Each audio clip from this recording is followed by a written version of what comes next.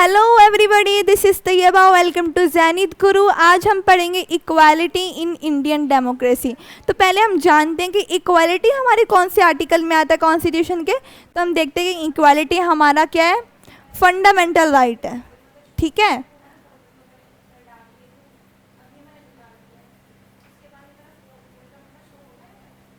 Right to equality हमारा fundamental right है।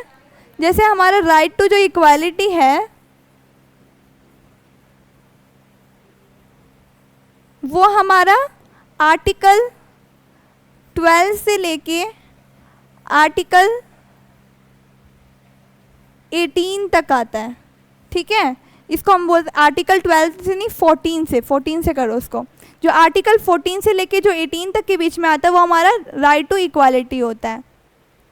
ठीक है, अब जैसे कि हमारे इक्वालिटी इन डेमोक्रेसी को हम थोड़ा सा डिफाइन करते हैं। जैसे कि Indian constitution recognises every person as equal. जो कि इंडियन कॉन्स्टिट्यूशन है वो करता है कि जितने भी लोग हैं हर एक each and every person are equal. जो कॉन्स्टिट्यूशन के अंदर है वो जितने भी हमारे जो कॉन्स्टिट्यूशन के अंदर हमारे लिखा है जितने भी लोग हमारे कंट्री में है वो सब इक्वल है, each and every person as equal. ये हमारी डेमोक्रेसी में है। This means that every individual in the country, including male, female, from all castes, religions, tribe, education, economic background, are recognized as equal। यानी वो कोई भी cast से belong करता है, कोई भी रिलीजन से बिलोंग करता है, या उसकी एजुकेशन क्वालिटी कैसी है, उसका स्टेटस कैसा है, या उसकी क्लास कैसी है।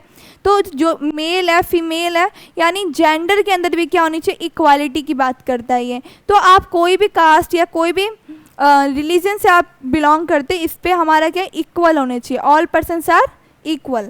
तो ये कौन हमें करता है रिकॉग्नाइज, इंडियन कॉन्स्टिट्यूशन करता है। तो ये हमारी थी इक्वालिटी इन इंडियन डेमोक्रेसी के बारे में। तो हम कुछ इसके पॉइंट्स जानते हैं। जैसे हमारे आर्टिकल्स में लिखा हुआ है फंडामेंटल राइट्स के अंदर, राइट टू इक्वालिटी के अंदर, जैसे हम देखते हैं कि फर्स्ट फीचर देखते हैं, every person is equal before the law. यानी एवरी पर्सन यानी जो गवर्नमेंट ऑफिशियल्स है वो भी क्या है, इक्वल बिफोर लॉ। अगर वो भी क्राइम करेंगे तो उनको भी पनिशमेंट मिलेगी, यानी उनको भी उसकी चीज़ के लिए क्या सज़ा मिलेगी। तो ये हमारा हमने देखा कि every person is equal before the law. कोई भी पर्सन हो, रिच हो, पुअर हो, या कास्ट से हो, कोई भी कास्ट से हो, या लोअर कास्ट हो या हाई कास्ट, जितने भी अपर कास्ट के हो, या रिलीजन कोई भी रिलीजन के, वो सब क्या है, इक्वल है। यानी लॉ के आगे सब क्या है, इक्वल है। सेकेंड हमारा आता है, no person can be discriminated against on the basis of their religion, race, caste, place of birth और वेदर दे आर फीमेल और मेल। तो ये हम इसमें ये कॉन्स्टिट्यूशन हमें क्या बोलता है, इस आर्टिकल में जो कॉन्स्टिट्यूशन में राइट टू इक्वालिटी आर्टिकल्स आते हैं उनमें ये कहता है कि जो no person can be discriminated, कोई भी पर्सन क्या है वो डिस्क्रिमिनेशन नहीं होना चाहिए उसको। रिलीजियन, रेस मतलब जो कलर बेस पे जो डिस्क्रिमिनेशन होता है हम बोलते हैं रेस। प्लेस ऑफ बर्थ पे, रिलीजन पे, कास्ट पे, इन पे डिस्क्रिमिनेशन नहीं होना चाहिए, चाहे से वो फीमेल हो चाहे से वो मेल हो।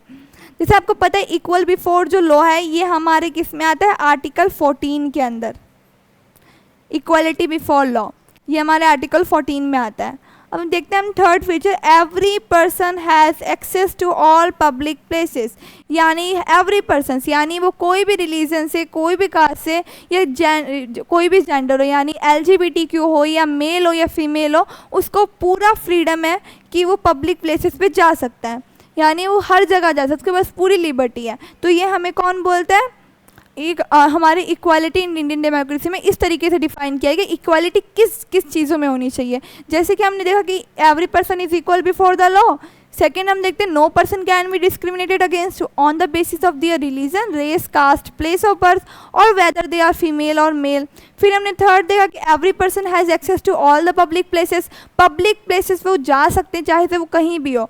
जैसे हम मार्केट जाते हैं या कहीं फोर्ट पे जाते हैं, कहीं घूमने जाते हैं या कोई टूरिस्ट प्लेस पे जाते हैं, तो वहाँ पे सब क्या नहीं, सबको एक्सेस होना चाहिए, इक्वालिटी होनी चाहिए। फोर्थ हम देखते हैं, अनटचेबिलिटी हैज़ बीन एबोलिश्ड। यानी जो अनटचेबिलिटी होती है, जैसे कि पहले के टाइम में क्या करते थे, जो लोअर कास्ट के लोग थे उनको क्या करते थे, अनटचेबल्स बोलते थे।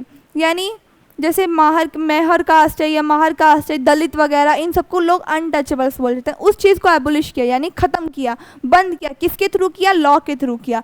जैसे ये हमारा जो अनटचेबिलिटी है, एबोलिश ऑफ द अनटचेबिलिटी, ये हमारा आता है आर्टिकल 17 के अंदर।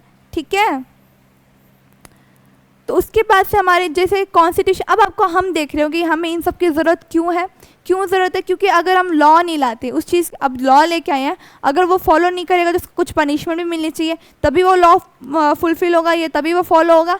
तो इसलिए ये सारे आर्टिकल्स में आया, और ये सब हमें फंडामेंटल राइट्स बोले, यानी ये बेसिक राइट्स है, एक सिटीज़न के लिए बेसिक राइट है। अगर ये वायलेट होते हैं या कोई भी वायलेट करता है इस चीज़ को, तो हम जो सिटीज़न है वो डायरेक्टली सुप्रीम कोर्ट जा सकता है बाय आर्टिकल 35 कॉन्स्टिट्यूशनल रेमेडीज़ के थ्रू।